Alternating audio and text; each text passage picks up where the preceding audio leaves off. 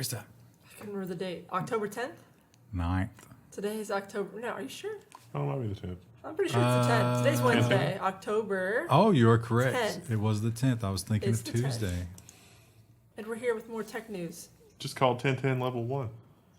We are talking about the government today, which is always a lot of good news, right? They always got our best interest at heart. What terrible things are they up to? And let me tell you, the house hunt continues, and I'm affected greatly by this story. Ajit Pai faces rare criticism from GOP senator on rural broadband failures. So what they're talking about here is that there's a fund, Universal Service Fund, where because the network build out in metropolitan areas costs less than rural areas, they try to charge it so that the cost is the same and then offset the higher cost of building out the broadband network in rural areas with subsidies from the more populated areas. That's how we've done it since the 1960s with telephone service. Until Wheeler. Wheeler shut it down. And I don't remember the exact reason why, but I think it might have been because he was like, you guys are just taking this money. Yeah. You're not doing anything. Yeah. So what this senator is saying is, hey, the reason we're not getting any development in rural places is because you took away their money. Yeah. You got to give it back. There were a lot of smaller ISPs that were benefiting from this, but most of the larger ones were taking the lion's share of that pie and not doing anything with it. Pie, you say? Was that a pun? That was a pun. So, yeah, I don't know that giving them back their free money is going to increase this. Oh, we should make performance goals, right? That they have to meet or pay it back. Yeah, we've got this document from '96 where it's like everybody in America, even in the ruralest part of America, can have 45 megabit symmetric connections. And I still feel like that is an okay number. Well, we certainly don't get 45 up. No. Not around here. Yeah, well, it would be nice. It would be nice to have some rules, right? Some rules that might force them to do these things. I mean, it's just be reasonable human beings. It's controversial, and it could certainly be abused. But California decided to take it into its own hands, and, well, the entire broadband industry is suing California to stop the net neutrality law. We reported last week, probably in the week before, that California has their own net neutrality rules, which were very similar to the federal rules. I think Sunday is when they signed it into law. Yeah, it hadn't been signed last We did not cover the story because it hadn't happened when we were recording. Now, as I recall, that law was a little bit watered down from its original version. Well, they went back and forth. Yeah. It was like, 2 steps forward, 1 step back. But I think they did put the stuff back in. Some of it, yeah. Yeah. And so it's still pretty friendly for the industry. So what does it tell you that the industry is willing to spend millions of dollars in litigation fighting the law rather than just doing the relatively reasonable things the law asks? Well, that could cost them a lot of money. And we're talking about pretty large sums here. Sums like, let's say, $2 billion. Cities are going to sue the FCC to stop the $2 billion giveaway to wireless carriers. So in this situation, the FCC, instead of taking the laissez-faire attitude and saying the FTC is going to manage this, they're stepping in and setting cost caps on what it costs to use public right-of-way and deploy cell towers and things like that. They're not leaving it up to states and cities anymore. They want to set sort of federal caps on what that cost is. But the problem is that those caps are much lower than what a lot of cities and towns already charge for that access, that right-of-way. Yeah, and a lot of towns don't want 5G because they're on the cancer bandwagon. And again, I don't know enough about it to argue either way. I'm not saying it's true or not, but I think this is also arguing it's like, no, you shouldn't be able to turn this down. This is progress.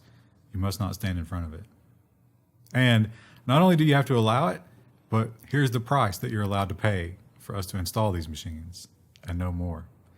So I think they'll get away with it. Well, California didn't just pass that net neutrality law. They went even further, and they've begun the robot war. You can't spot the bot in California. Automated bots are going to have to reveal themselves. Spot the Bot would be a great children's book name. I was just thinking about that. But it's about autistic children. It's like, are you a bot? Yes. Oh, no. I was just thinking Spot the Bot, like find the robot, and it was like dystopian. But There's about 4 people in the audience that are still laughing about that. Yeah, so the duplex was Google's thing, Yeah. right? And I don't know if they went forward with that any, but those some people claim that they faked those recordings. Remember those amazing recordings Oh yeah. where you could not tell that Duplex was making the call because it was perfect. Yeah. But the worry is they're so good that you're not going to know it's a robot, and so California's saying the robot must admit up front that it is a robot. What if you start telling the robot like your entire life story? It's like, I'm so glad you called. I needed this, and then also it's like, oh, by the way, I'm a Well, bot. in the case of Google, it's just updating your shadow profile, the whole time. Ooh. It's like, oh, tell me more. This person's depressed. And how did you feel about that? Good job, Google. Good job. Well, not to be outdone by fighting back against the government, New York steps into the fray.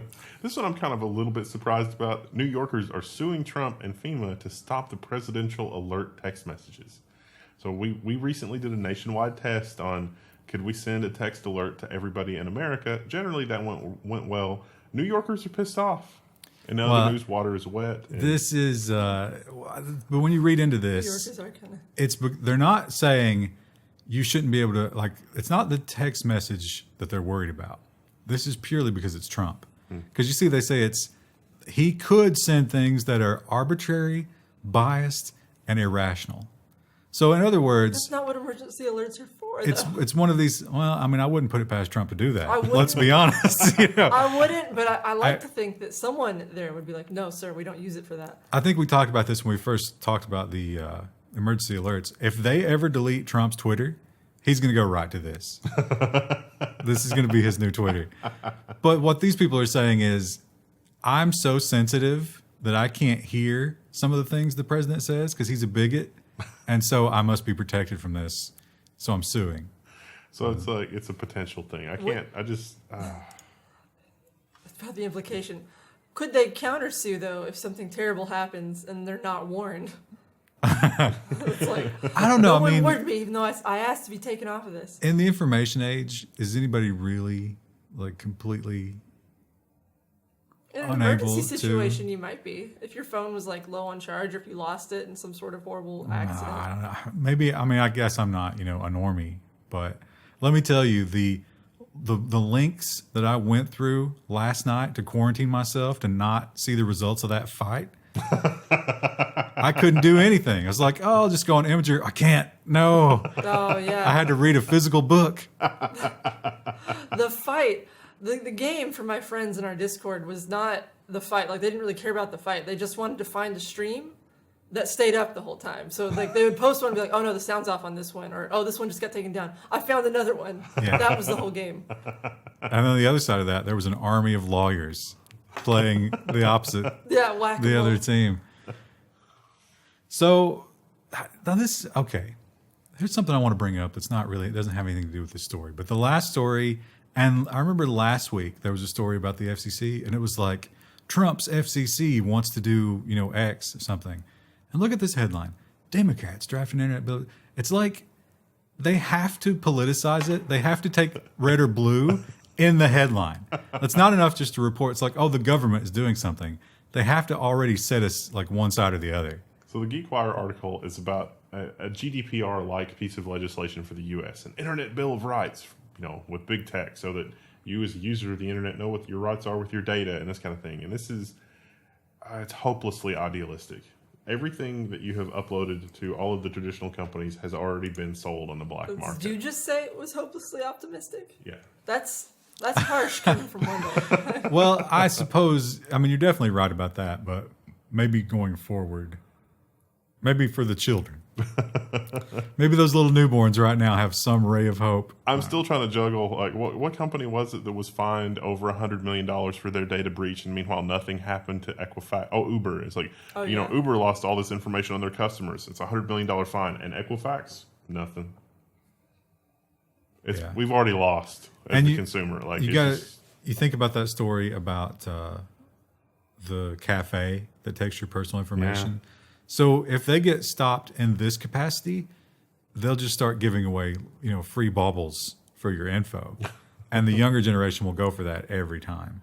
you know, Fortnite loot boxes. you know what the only real fix is would be to make it 100% legal for you to adopt lots and lots of alternate egos and personalities. Like you could write the Social Security office and be like, I need 12 new Social Security numbers and names that go with them, and then just seed the machine with all the disinformation that you possibly can. I think that would have tax and money laundering implications.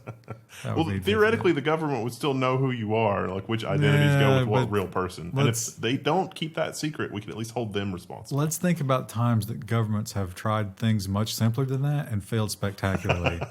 How about India? Remember India? Yeah. Oh, you guys in India, I'm so sorry for you guys. It already got hacked. The Aadhaar thing is so bad. It is so bad. It is so terrible.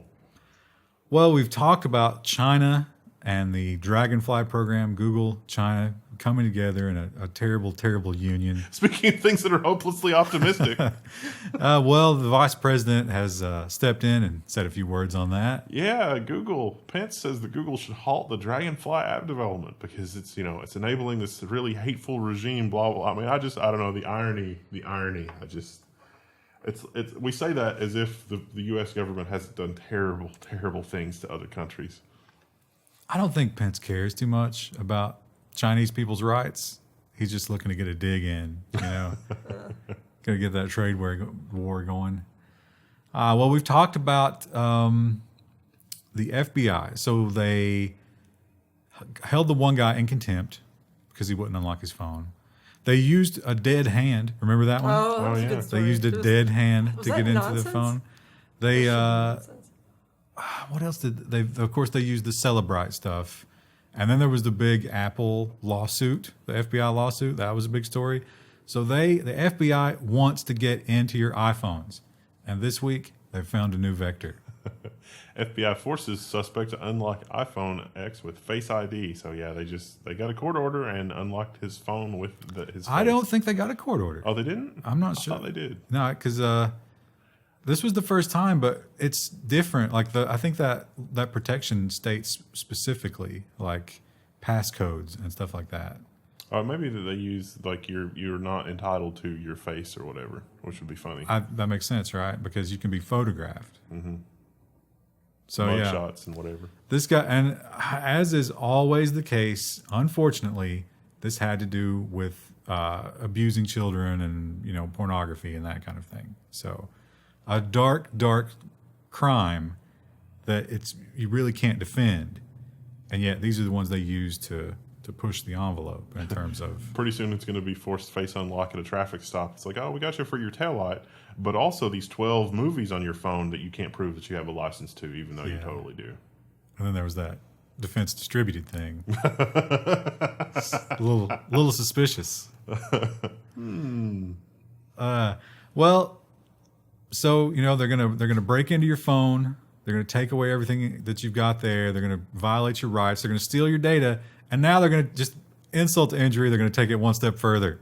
You're gonna shoot down your private drone. Yeah. So Congress has passed a bill that lets U.S. authorities shoot down private drones because apparently they weren't allowed to do that before. Now, what do you think when a flaming drone falls onto your shingles and starts a house fire? Who's responsible? Is that an act of nature? I don't think that's an act of nature. I think it's the act of the U.S. government. But so the way it reads, the actual wording is they have the right to disrupt, exercise control, or seize or otherwise confiscate a credible threat. And I think, that includes buckshot. I wonder if this means that, there's also a law that any sort of national forest you're not supposed to have drones in, or national lands, whatever. Does that mean that, the Rangers will start shooting them down when they do see them? They could. Well, it has to be a threat, but by the nature of a drone, couldn't they say that's a threat? The nature of the drone. You're not supposed to have it in nature. They're banned here. I wasn't even going for that. Just shoot them down. Our pun game is strong this week.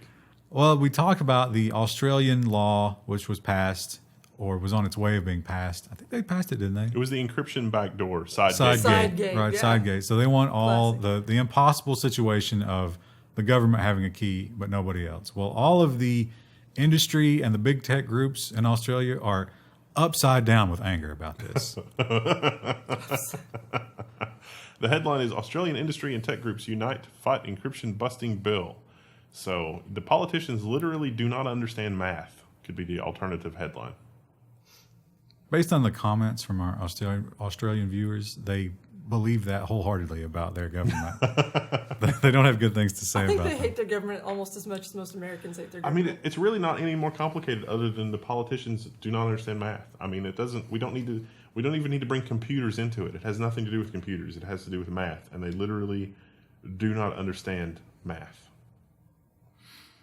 Well, speaking of Australia, or at least their neighbor, and we often talk about how difficult it is to protect your privacy, right? I mean, you're looking at VPNs and, virtual operating systems that single use. Dozens stuff of like- aliases. yeah, just, poisoning the well, that kind of thing. But it's all a lot of hassle. How far are you willing to go? Or another way of putting it, how much are you willing to pay? Well, New Zealand has set a price. Travelers refusing digital stuff. Oh, you broke it. You hit the thing. Travelers refusing digital search now face a $5,000 customs fine. So if in New Zealand they want to search your devices and you don't want them to, well, you can pay $5,000. That is one of those things Reasonable, where really. it's like it's one of those laws that affect the poor because to some people $5,000 is not a big deal. Like if who was it, Johnny Depp that got in trouble for his dogs? Yeah. They've eradicated rabies from Australia. But he was just like, oh, just fine me. Fine, yeah, I'll just pay whatever. Fine. That's cool. Johnny Depp would have no problem. It's like, listen, I got 7 laptops. Just send me a bill. You know what? Take an extra 20 for yourself. You guys are doing God's work here. That's 20,000. And Yeah. That's 20 bucks. exactly. So you can't have laws like that because it's unfair for the poor people who can't pay $5,000. I mean, you can't have laws like that for a lot of reasons. But Beyond the fact that it's just they're horrible to begin with. It's Yes. like I would rather not have an involuntary suppository when I come into your country. It's kind of the same. Listen, they're comfort coated. It shouldn't bother you at all. Well, this is the second time that the Fitbit, it's saving lives, but it's also solving crimes. Fitbit for great justice. The New York Times has an article here about a 90-year-old man killing his stepdaughter, or at least the Fitbit data well, he doesn't really look like a killer. was used as evidence against him because, he said he went to visit his daughter, but the Fitbit data showed that she died kind of slowly while he was still there, according to his own timeline. Yeah, well, he gave him a timeline, bizarre. an exact timeline of when he was there and when he left. And he claimed when he left, she was still alive. But the Fitbit shows that during the timeline that he admitted to, her heart rate spiked and then slowly drifted into nothing. Well, he also mentioned, whatever problem he was there to fix. She was so grateful. Didn't she give him, roses or something? Yeah. Which is like... It's such a believe funny that. story because... Did it mention his motive? I don't remember the motive. I think they were arguing about something. He just choked her out. But I can't find it quickly. But he was angry about something, and that was the only evidence they really have. I mean, his story wasn't great, and then they had that Fitbit. So Well, someone giving you roses? I've been like, sir, show me the roses. come on, Krista, that was weeks ago. Well, we've talked about the copyright industry more and more. We have week after week. The copyright industry is just. They're scrambling. They don't know what to do because people aren't pirating as much as they used to. And these groups that were brought together to try to stop piracy suddenly maybe aren't needed anymore. But so they would just disband, right? They You would think, just yeah. go on their way and be like, oh, we've won. We've won the war on drugs. We no longer need to fight it. Yeah. Torrent Freak has the Canadian music group proposes copyright tax on internet use. And this is this story is really insidious, but you have to understand that most countries actually do have a copyright tax on blank media. So buying empty music players and blank CDs and things like that, you would actually pay a tax on that, which goes to the Recording Industry Authority. So if you are a composer or you're doing film or whatever, and it's just like if you're an independent YouTuber, you're not going to get anything from the industry. But if you participate in the industry, they'll get most of the revenue from that tax. You might get a little bit of revenue from that tax. They want to do this for internet service. So if you use more than 15 gigabytes a month, obviously you're a filthy pirate and you should pay a tax. Yeah, and if you're thinking, but I don't pirate anything, well, you're a liar. Yeah. Because if you use more than 50, all you want is email and images and web traffic, 15 gigabytes is fine. Hilariously, the people that are pushing for this cite Netflix specifically as a problem because a lot of internet traffic, like 2/3 of traffic on the internet actually, I think, come from Netflix and video streaming services. But Netflix is actually properly licensed. Yeah. So, but they argue that they're still not paying enough. Yes, exactly. Because surprisingly, when you don't control the distribution means, you don't matter and you don't get all the money. Yeah. So this is what happens when you have remnants of an industry and they're just like, we need a handout. We're not going to survive without a handout. And it's like, okay, that sounds reasonable. We should totally do that. It's like, no, let them die. Let them die. They won't. They won't. No, they'll fight. And they'll make a lot of money doing it, They're whether very they win or survivable, not. Yeah. Well, we talked about swatting. When was that? It was earlier in the year. The big swatting story We where live in fear of swatting all the time. there was the guys were playing Call of Duty and somebody gave a fake address and the cops showed up. They shot the wrong It was man. in Kansas, yeah. Yeah, it was a terrible tragedy. And so people are wondering, what can you do about this? Because, the cops show up and they're militarized and they're going to kill you. Well, Seattle maybe has a solution. The Seattle's police, techies, and streamers, the Seattle police are telling techies and streamers to sign up for an anti-swatting service. And there's been an update to this. They don't necessarily stop you from being swatted, but you put your name on this list. And if someone does make a call in on your address, they'll be like, well, we're going to go check it out. We're going to go knock instead of bust down the door. Maybe. They're not promising anything. They're just saying that, just let us know and maybe we'll consider that. But We'll try giving you a call before we, gun down your window. now it turns out they do have 911 actually has a way to flag numbers. So if there's an old lady who's a little bit crazy who calls 911 every week, there is a way to flag her. And there's a way to flag here's a kid who is literally allergic to everything in the universe. There's a flag that 911 can put on those addresses. This is not that. This is a private company, but they're doing the same kind of thing. So, yeah. And it's something, I guess. I mean, swatting is just such a hideous thing because there's no defense against it. What are you going to do? Yeah. There's no defense against it, and the machine is literally bloodthirsty anyway. So Right. it's like provoking the Borg. Don't provoke the Borg. Well, the Borg is a good example of our next story because, resistance is futile, right? Kim.com has lost his privacy battle following the High Court of Appeal. So Kim.com this is not his main case. He's got 7 cases going on in New Zealand because procedurally nobody followed procedure, and it's just been a giant dumpster fire. Whether or not you think the guy is a piracy kingpin or not, one of the things was that the government gave out information on him without proper due process. And he won that case, and he won a little bit of money from that case to release some of his I don't know if it was release his assets, but he won some $100,000 of monetary It might have stuff. been a settlement because it was unconstitutional. Yes. They said, for sure, this was unconstitutional, and so you need to get something for that. And so the government in New Zealand appealed that, and on appeal, the government has sided with the government. Shocking. Who could have ever predicted this outcome for the case? So he gets nothing, and he will continue to. Are they still working on the extradition thing? Yeah, they're still trying to extradite him. Yeah, I mean, extradite him back to the U.S. that he's never been to. The shape he's in, he might never Yeah. settle down. He might die before that comes. So who knows?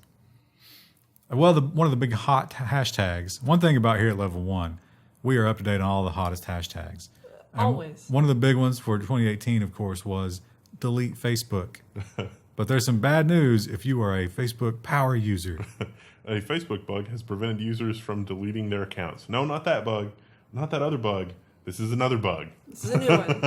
If you have too much stuff on your profile, the page will basically just time out and not let you delete it.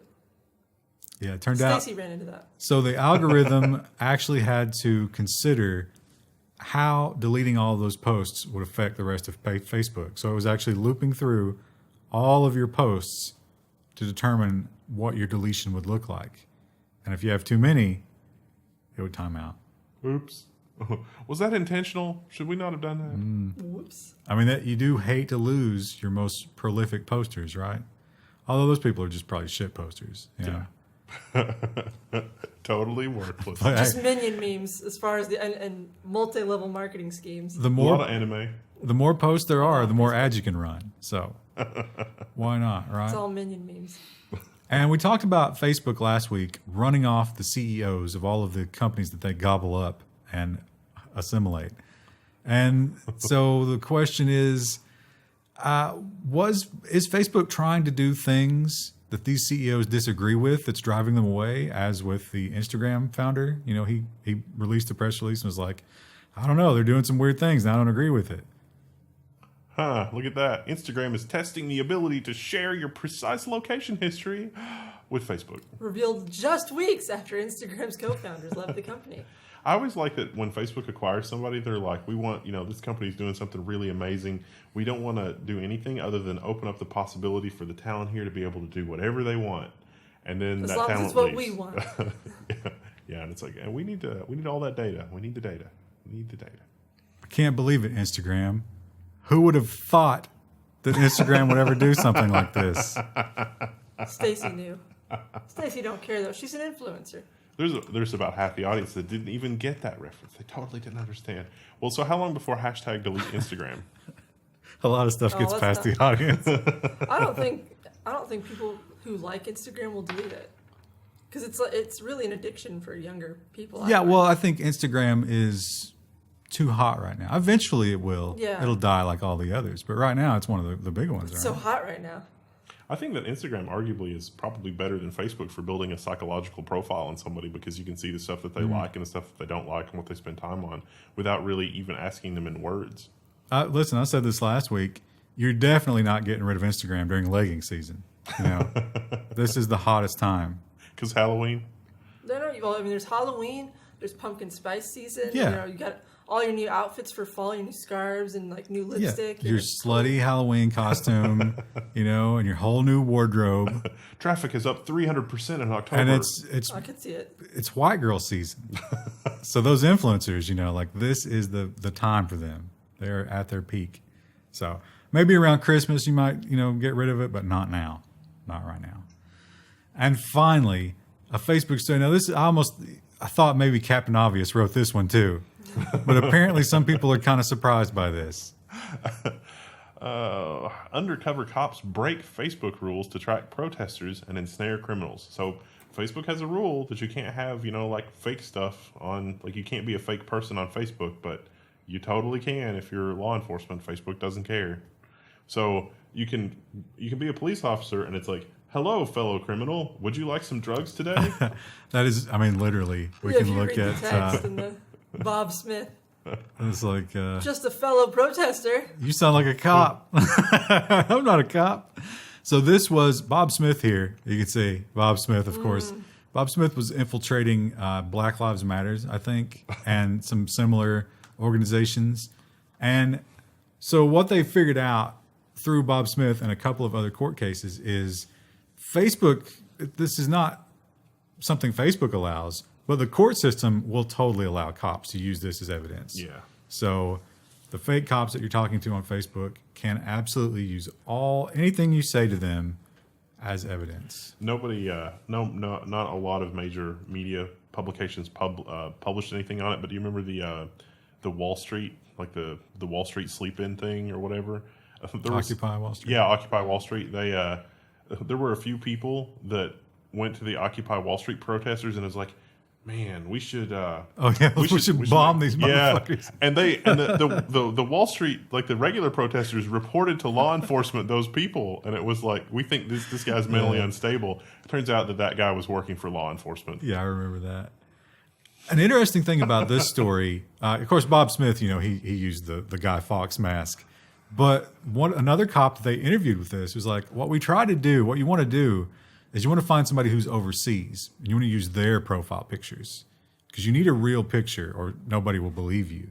But imagine if, in the age of doxing, you're just, overseas somewhere and some cop gets in one of these organizations with your picture and they figure it out and they're militant and you get killed. I think the more hilarious thing would be that you get reported as the guy that's, trying to, it's like, we need to throw rocks or make Molotov cocktails on Occupy. And it's like, well, that's your picture on this profile. Are you telling me that that's not you? And it's like, someone could have just, they could have taken this picture. No. Everyone knows that every picture is real on the internet. Yeah. So watch out for that. If you're engaged in protests and the like on Facebook, don't trust anybody. Yeah, it's like at what point did it become a thing to try to infiltrate peaceful protests? I mean, well, this is an easy win for a lot of cops. A lot of these protesters are like the nerdiest, most like non-dangerous people ever. Yeah, but in large groups, they become terrifying. Yeah. Speaking of large groups that become terrifying, check out that comments section. Or the forums. Forums on Level1text.com. And on Friday, we've got a potpourri, a little bit of security. We got some, what else? We got some robot stuff. You know who loves potpourri? My dog. She tries to eat the potpourri, doesn't she? Yeah, she just tried that. She discovered it this week. It's been there ever since I've gotten her, but she discovered the bowl. Do we have a viral video of that? No, she doesn't. She'll just pull out a single, 2 or 3 pieces and then just sniff at them and then try to eat them. And I'm like, no. But you guys will also love potpourri. Just don't eat it. Or you could eat it if you wanted to. They could try. I have to print out the news article. I don't see any cops around. You do what you want. People eat sunflower seeds. I mean, it's a tasty, healthy snack. Potpourri. I don't know. It's covered in oil and scented oil. I don't know if it has the proven track record that sunflower seeds do. Yeah, and also nonsense on Friday as usual. So, and one design story. Chris, I bet you didn't even read the design stories, did you? Maybe I did. Maybe you'll have to watch.